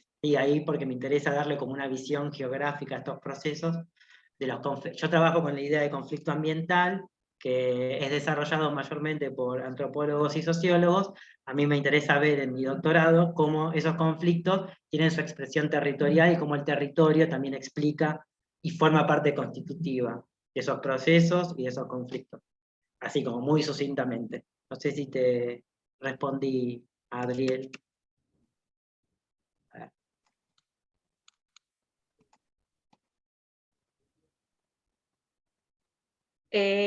Acá Adriel lo que dice es interesante, yo tengo algo para aportar, si se puede abrir cámara, micrófono. Sí, por supuesto, y después hay una consulta de Daniela, pero sigamos con Adriel y después pasamos a Daniela. Adriel. A ver, ¿se escucha ahí? Sí, ¿no? Perfecto. Sí. Ahí va. ¿Cómo andan? Buenas tardes para todos. Buenas tardes. Voy a ir dando vuelta a la cabeza porque tengo la pantalla en la tele y tengo que mirar la computadora. Voy a poner así, para que sea un poquito más fácil. Ahí va. Bueno, un placer. Estuvo buenísima la presentación, Sergio. Gran laburo. Gracias. Espectacular. Yo soy de exactas, estudiante de biología, y bueno, además de un recorrido relacionado con las áreas protegidas urbanas, que quizás viene a colación del interés mío en estar escuchando de acá, ahora me toca laburar en el Ministerio de Ambiente de la provincia de Buenos Aires, ¿no? Que como bien vos contaste en varios momentos de la presentación, es hoy la autoridad ambiental a cargo del área protegida en cuestión, de la que se trata tu trabajo y la presentación. Antes se llamaba OPDS, Organismo Provincial para el Desarrollo Sostenible, y desde diciembre del 2021 OPDS dejó de existir y ahora existe una autoridad ambiental con jerarquía de ministerio. ¿Se escucha bien, no? Sí, perfecto. Sí. Y quizás aportar un par de cosas que creo que le dan un poquito de condimento o de color, quizás de actualidad al laburo que vos presentaste, en relación con que, bueno, justo dijiste también que la idea en tu trabajo doctoral es ampliar hacia otras áreas protegidas de la Cuenca Media, como son Santa Catalina. Está bueno ahí tener en consideración que si bien la autoridad de la cuenca es un organismo muy particular, creado a partir de una demanda judicial. Quien tiene responsabilidad efectiva sobre el territorio es el Ministerio de Ambiente de la provincia. En ese sentido, lo que está bueno poner sobre la mesa, quizás como para también tenerlo de referencia, es que hay un mosaico de actores interviniendo en el territorio, multijurisdiccional, multinivel, con diferentes características, con diferentes intereses, actores gubernamentales, actores privados, actores mixtos, de la sociedad civil, etc. Pero que es muy común que el grado de implementación de las áreas protegidas se mida en función de lo que se ve en el territorio, ¿no? De, por ejemplo, si hay cartelería, si hay personal, si hay infraestructura, si hay mobiliario, si hay actividad promovida por parte del Estado, o en este caso la autoridad de aplicación. Pero, sin embargo, hay un par de iniciativas que denotan de la puesta en funcionamiento del área protegida que aparecen desde otros lugares, ¿no? Aparecen desde las actividades, por ejemplo, que desarrolla el Hogar Escuela, que no depende de ninguna de las instituciones de las cuales están siempre en consideración o en tela de análisis, que está ahí en el otro límite del área protegida, no en el frente de conflictividad que vos marcabas, sino sobre el otro flanco, ¿no? Sobre la autopista. Y después también está bueno, quizás también como condimento para mencionar, que dado el grado de judicialización que tiene este territorio, tanto por la causa Matanza Riachuelo inicialmente, desde hace mucho tiempo, como la nueva medida cautelar que a partir de hace unos años puso en suspensión y en cuestión la ley que modificó a la creación de la Reserva Natural Laguna de Rocha, la forma en la que se aborda el territorio tiene muchas particularidades. No es lo mismo, y pasa lo mismo con Santa Catalina también, que tiene una medida cautelar vigente, cuando se trata de un área protegida formalmente consolidada, con los límites demarcados y con un montón de situaciones dadas, que en el caso en el que la forma de intervenir es siempre pidiendo autorización al juzgado y un montón de cuestiones que empiezan a versar a la hora de gestionar el territorio. Esto lo traigo porque me parece que está bueno ver cómo cuando hay una complejidad y una diversidad de situaciones y de actores asociados a un determinado lugar donde se quiere desarrollar una política de conservación, como es en el caso de Laguna Rocha, entran también a jugar los flujos, las dinámicas institucionales para cómo se articulan, ¿no? ¿Podría, por ejemplo, el Estado provincial articular con el municipio del Estado de Echeverría por fuera del comité de gestión? ¿O debería siempre articular en el marco del comité, pidiendo autorización al juzgado, etcétera, etcétera? Bueno, lo planteo también como un interrogante, no porque haya una respuesta, sino porque eso hace también a la conflictividad. Esos son el tipo de cosas que cuando después este tipo de lugares se mediatizan, y hace poquito, hace un mes, por ejemplo, salió en Telenoche, 9 de enero. No sé si lo vieron, seguramente sí. Por un conflicto relacionado con la MUNI, el relleno del humedal, etc. Y ahí empieza a ocurrir que, bueno, no se complejiza, ¿no? ¿No es cierto? Se muestra una realidad así muy clickbait de, bueno, acá hay un problema, fíjense, el Estado está borrado, pero bueno, hay que hacer un poco de doble clic ahí para entender bien qué está ocurriendo, y creo que en ese sentido tener este tipo de instancias ayuda un montón, porque permite quizás poner un marco de discusión más amplio, con más personas, con más voces, con más actores. Así que quería aportar eso. Hay mucho para charlar, pero me parece que está buenísimo la forma en que lo encarás, y me parece que es por acá, ¿no es cierto? Así que celebro también, me alegro de haber podido estar presente hoy. Buenísimo, muchas gracias por el aporte, Adriel. Y tenés acá, Sergio, un mensaje de Daniela. No sé si lo has leído o querés que te lo lea. A ver, banca. Daniela, ¿me lo podés leer, Gaby? Porque ahora no lo encuentro. Sí, Andrea. dice, cuando hablaste de que la gente del lugar tiene sus propias señales de alerta, ¿esto está contemplado en un plan de manejo de la zona? ¿Se tiene alguna comisión o grupo de trabajo que se encuentre integrado por la población local? Perdón si lo dijiste, se me cortó un poco la conexión. Está muy buena tu pregunta, Daniela.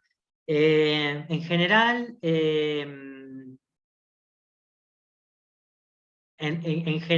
no. Yo trabajé particularmente con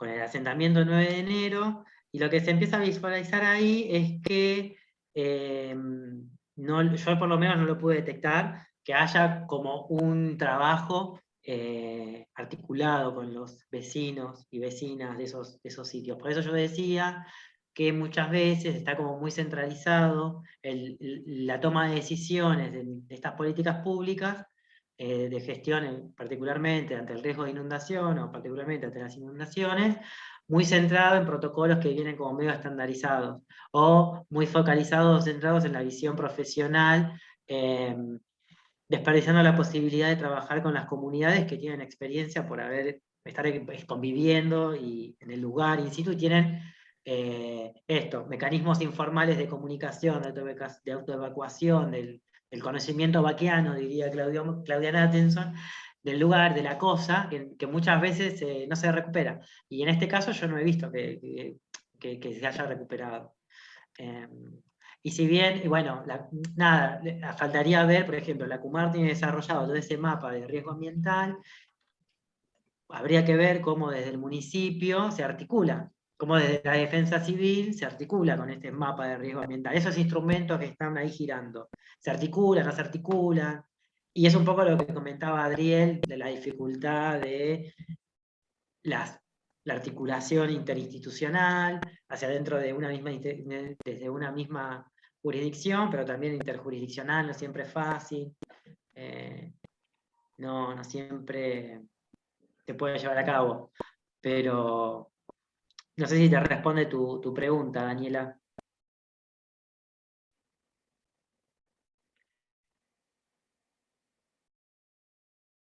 No sé si tiene micrófono disponible, pero bueno, cualquier cosa. Ahí está, dice que sí, que muchas gracias. Bueno, luego te digo, Franco ha comentado que el Hogar Escuela está cerca del cruce de la autopista Riccieri con la de Cañuelas frente al barrio 1. Y luego, a ver, Andrea hace una pregunta, dice, ¿cómo perciben los vecinos de 9 de enero el espacio donde viven? No sé si me hago entender. ¿Qué piensan los vecinos de la relocalización? ¿Los vecinos quieren relocalizarse o sienten que sería aumentar su vulnerabilidad? Bueno, yo te comento. Yo en mi trabajo de campo entrevisté a algunos referentes del asentamiento, y cuando pensamos la política de relocalización, es una política que se instaura en el convenio marco en el 2010, y se establece un cronograma de trabajo donde se supone que en 2 años, en el 2012, se iba a relocalizar ahora no me acuerdo cuántas familias son, pero son alrededor de entre 200 y 300 familias que están sobre el área negadiza, o más pegada a lo que es las lagunas, el sistema lagunar de Rocha.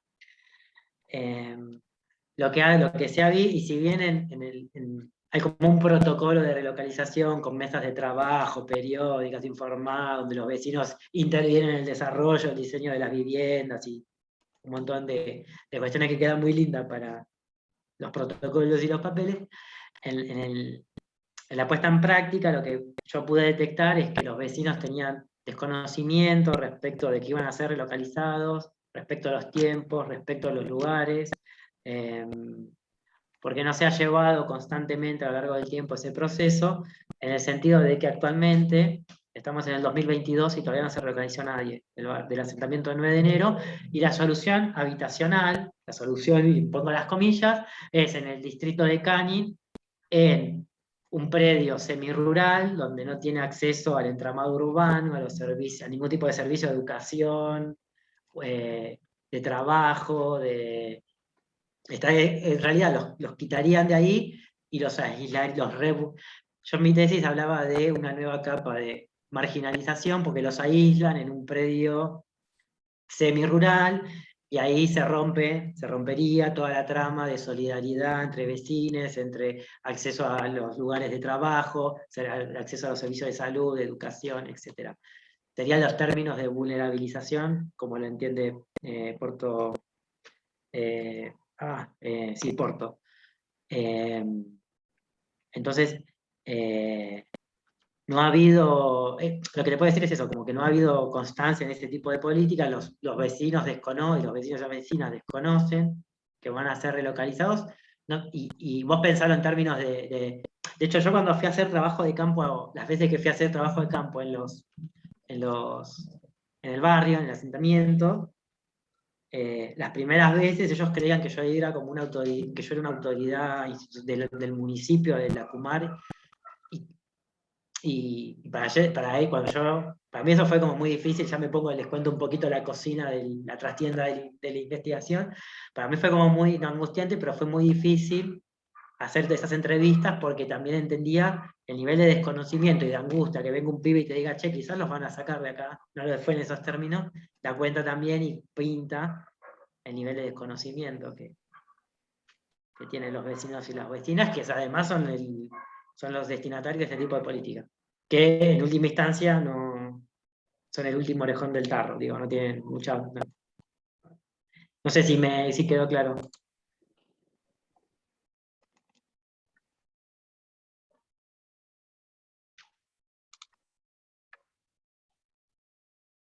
¿Estamos bien? Sí, supongo que Bien. sí. Bueno, acá Milagros dice, quería consultar si es posible mostrar otra vez las bibliografías usadas, porque estoy haciendo una monografía que está algo relacionada al tema y me vendría bien. Bueno, ahí te muestro. Yo no estoy compartiendo pantalla ahora, ¿no? No. No. Bueno, les comparto. Les comparto. Igual, Milagros, no te preocupes porque vamos a subir todo el video a nuestro canal de YouTube y así va a quedar disponible, ¿sí? Y a Milagro le digo que ahí yo presento alguna bibliografía, podría ser otra también. Pero sí, desde ya para que te voy a mostrar. Esto me deja salir. Bueno. Aquí. Ahí llego a la bibliografía. Anda por acá abajo y te puedes hacer una captura de pantalla si podés, y ahí ya te queda. Aquí, ahí está.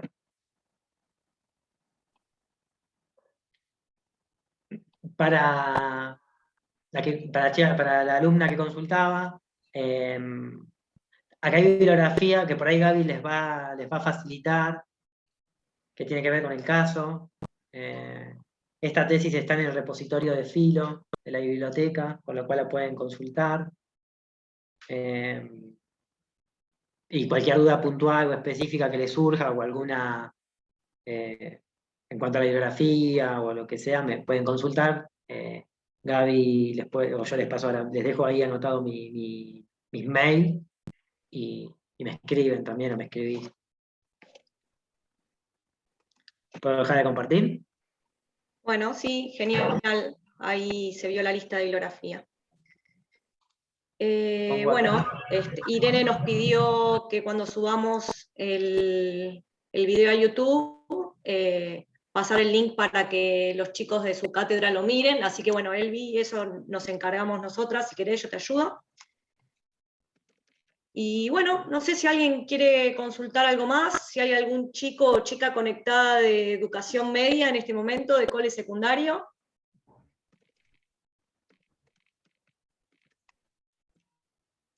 Yo no me doy cuenta, o sea, los que conozco sí, pero el resto no.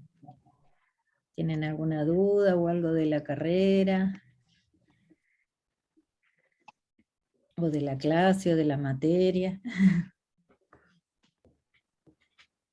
¿Es un seminario de graduación o de graduación, ¿no? ¿Es del área ambiental o general o del área social? ¿De natural? Es interesante la pregunta, ¿no? Es un seminario de grado. Un seminario de grado, que está, claro, porque está, no quiero equivocarme, me ayuda Lía cualquier cosa, está en el plan de estudio, entonces pasa como grado. Sirve para el área natural y optativo para el área social. Está orientado para ambas áreas, digamos. me parece genial, porque a veces los chicos me preguntan a mí, como si yo pudiera contestarles, ¿por qué no hay más cosas del área natural, más ambientales en los que vienen a cursar mi materia, que es hidrología continental, para los que no saben, que por ahí son de otro lado de acá? Y la verdad es que yo no les puedo dar una respuesta, porque es más, el seminario de graduación que yo di durante 7 años seguidos de Ecología de la Contaminación Ambiental, a partir de que lo quise presentar, quiero disculpar exculpar a Lía, porque no tiene nada que ver, porque fue previo a que Lía tomara el departamento, me dijeron, no, tu seminario ya se dictó 7 años seguidos, no vamos a darle lugar a otras personas, pero resulta que después no se podían anotar personas que venían de otra especialización, de otras áreas. Entonces, los chicos, o sea, me parece a mí, no sé, es una visión personal, que los geógrafos deberían todos tener en este momento una mirada ambiental, no solamente los que siguen la especialización natural. Sí, estoy de acuerdo con vos, Irene. De hecho, dentro de los grupos que he tenido el año pasado y este año, pues la segunda vez que dicto este seminario, hay de ambas áreas. Cuando dicté por primera vez el de ella, que fue en el primer cuatri del 2018, creo que ahí Lía entraba como directora, todavía estaba saliendo Adriana Villa, también había de las dos áreas, en ese momento fueron como 45 los que cursaron, y también esa interacción me parece que es muy significativa, es muy importante, y que toda problemática ambiental en sí termina siendo un problema social, ¿no? Quiero aclarar que tampoco fue en la época de Adriana Villa, lo que yo te comento que me dijeron fue en la época de Jiménez. Jiménez me dijo, realmente ya lo diste mucho tiempo, mirá de cuándo te estoy hablando, ¿no? Yo estoy del año 90 en la facultad de ustedes, a pesar de que soy un sapo de otro pozo, pero yo me vengo peleando desde los 80 con la gente de Exactas, que se bajen del pedestal, porque yo soy egresada de Exactas, que se bajen del pedestal y empiecen a mirar un poco las ciencias sociales, y recién ahora me están dando bola. Así que, no, porque en serio, la gente de Exactas se cree que, no sé, que la ciencia dura y las ciencias exactas y naturales son lo más, y se olvidan de que lo socioambiental está todo integrado, y eso yo vengo luchando con esto, mirá, me costó una gran lucha, y el nuevo decano que va a asumir ahora el 1 de agosto, gracias a toda la movida, aceptó, digamos, de alguna manera la integración de todo esto, ¿no? Pero es una lucha, realmente es una lucha. Es totalmente lucha de 40 años. Y yo lo lucho con menos años, pero los vengo luchando en el mundo de la EIA, donde primero había una preponderancia del medio, digamos, físico-biológico, y lo social era meramente una descripción de datos del INDEC. Y bueno, hoy en día se empezó a ver la importancia de agregar a la comunidad, de hacer estudios de percepción social, etcétera, etcétera. Así que cuando yo creo que Jiménez estaba cuando nosotros cursábamos, recién arrancábamos la carrera, no me acuerdo de ese contexto, pero bueno, sí, te entiendo, porque es una lucha, una linda lucha, ¿no? Porque yo creo que tarde o temprano vamos a llegar a entender que es importante la interrelación entre ciencias, ¿no? Sí, una aclaración nomás quería hacer en relación con la organización de la carrera, ¿no? O sea, los seminarios de grado son seminarios pautados que están en el plan de estudios, y cada tanto lo que se hace desde, bueno, el departamento, la junta, es evaluar qué pasa con el dictado de esos seminarios, ¿no? O sea, si efectivamente están, si hay ofertas suficientes para los estudiantes. Bueno, hace algunos años, analizando esto, aparecía que muchos seminarios del área social se daban regularmente y no tanto los del área natural, entonces de alguna forma se intentó poner un poco más en valor algunos de esos seminarios como el de planificación y el de recursos naturales, y eso es una continua revisión de que haya un equilibrio de ofertas entre ambas áreas. Por eso en aquel momento la Junta decidió llamar a selección interna de esos dos seminarios.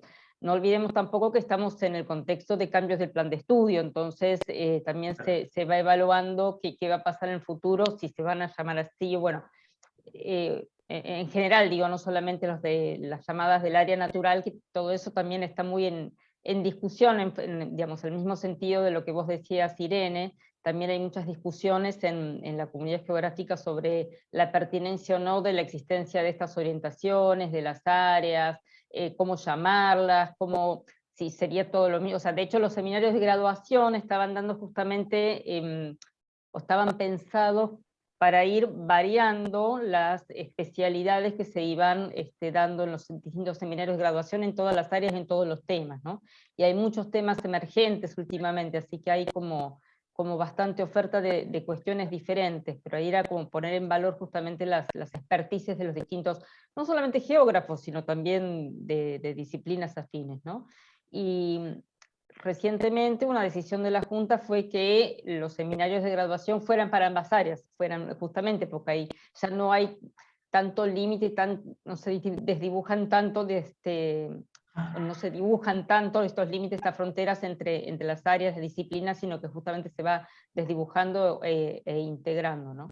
Un poco para hacer el aporte de cuál es el rol de los seminarios de grado y de graduación en la carrera, ¿no? Y que justamente en lo ambiental, de hecho, en muchos programas de seminarios de graduación o seminarios de grado está entrando como alguna unidad o algún tema específico lo ambiental, como una dimensión, ¿no? Así que en ese sentido sí se va permeando bastante el tema y hay bastante consenso en esta cuestión. Después no sé cómo quedará el plan de estudio, será una discusión colectiva, ¿no? Me parece buenísima. Bueno, la época de Jiménez, la verdad que fue hace mucho tiempo, ya cambiaron mucho las cosas en estos últimos 10 años, creo, ya ni me acuerdo cuándo fue, pero vos sabés que yo tuve de antropología y de historia. Curiosamente tuve estudiantes de historia que venían a escuchar mi seminario porque yo abordaba muchos temas de historia ambiental en el programa. Y eso les gustó mucho. Y entonces a mí me pareció genial toda esta cosa transdisciplinaria que se dio en ese momento, que bueno, evidentemente Jiménez no lo entendió. Con todo respeto lo digo, ¿no? Yo quiero hacer como un aporte también, sumándome a este plan de lucha, también para las chicas, los alumnos que están promediando su formación en tanto geógrafos, también alentarlos a que, en el caso de que hagan, digamos, que pueden recurrir a diferentes profesores que están, y estamos muy incluidos ahí, desarrollando líneas de trabajo donde piensan en esta interdisciplinariedad. Yo, nada, en esta tesis de maestría, yo vengo trabajando desde grado políticas de conservación y acá crucé políticas de conservación con políticas de relocalización de asentamiento. Entonces, esos cruces son posibles. Y entonces, es como también estimularlos o incentivarlos a que si tienen este tipo de interés, en trabajar con cuestiones más que contenidos de las materias del área natural, tienen no referentes porque nos creamos referentes, sino que tienen como personas a las que quieren recurrir, como a Lía, me incluyo yo, las incluyo a Irene, a Gaby, a personas o profes que les pueden dar una mano en ese sentido, porque también está como muy instalado que los directores de tesis o los temas que se investigan tienen que ser más propios del área social que tiene dividida la carrera. Eso también me parece importante de remarcar que particularmente es como algo que lo vengo haciendo en la práctica y también me parece que es posible. No sé si es una batalla, pero hay que llevarla adelante, esa bandera también me parece.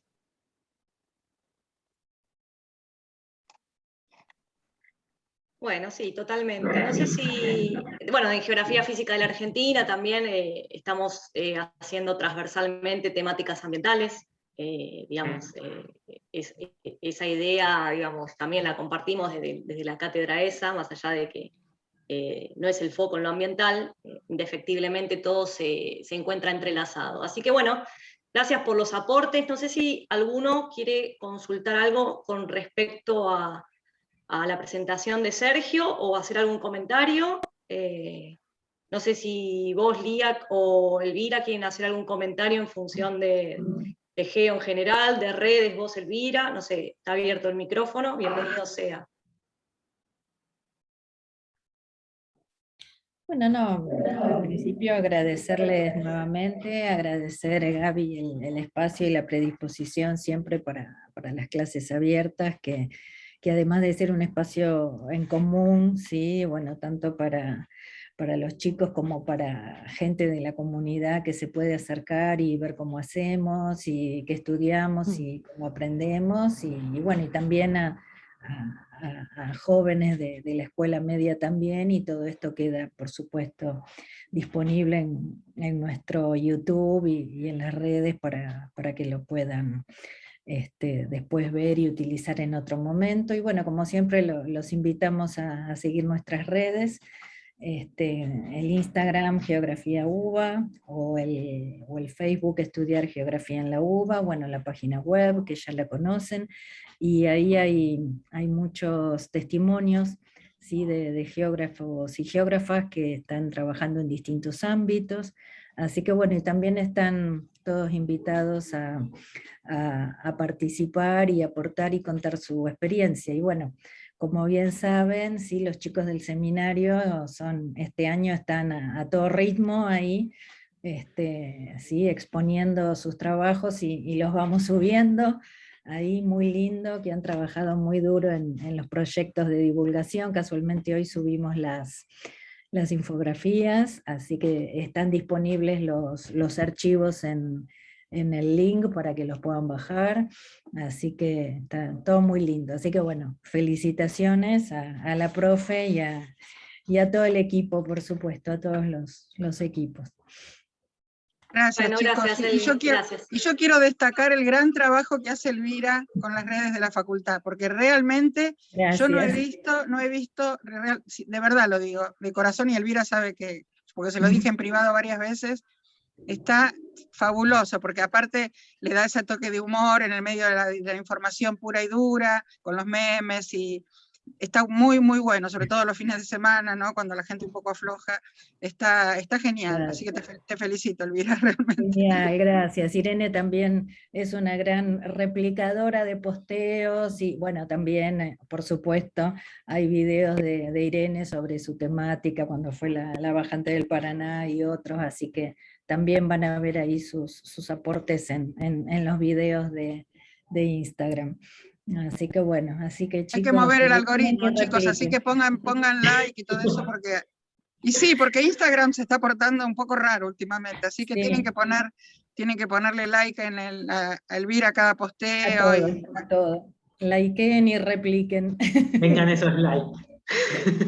No, bueno, yo simplemente genial. agradecer a Gaby, bueno, por su predisposición siempre, Sergio, clarísimo, bueno, Elvira, ya han hablado mucho de su trabajo y realmente súper, súper agradecido, bueno, Irene que siempre está, cantidad de estudiantes que también siempre los veo allí, Alejandro que también es secretario académico, está por allí entre los presentes, agradecerles a todos realmente, ahí está.